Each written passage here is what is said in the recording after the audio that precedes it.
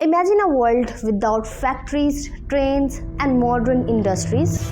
Hard to imagine, right? But before the steam engine, that was reality. The steam engine was one of the most important inventions in human history. It works on a simple idea: heat water, produce steam, use pressure to create motion.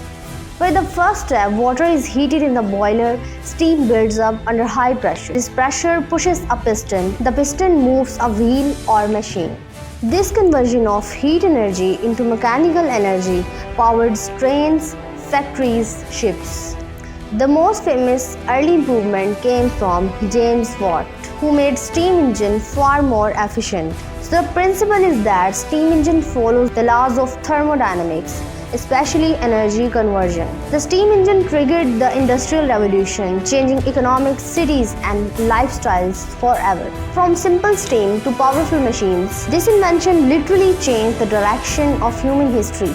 The steam engine was not invented by just one person, but it was developed over time by multiple inventors. The first practical steam-powered device was created by Thomas Newcomen in early 1700s. His engine was mainly used to pump water out of mines.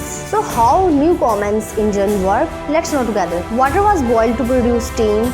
Then steam filled a cylinder. Cold water was added, steam condensed. This created a vacuum. Atmosphere pressure then pushed up the piston down. This movement powered machines. Later on, James Watt improved the design in late 1700s. His key innovation was a separate condenser. This reduced the energy loss, made engine more efficient, allowed continuous motion.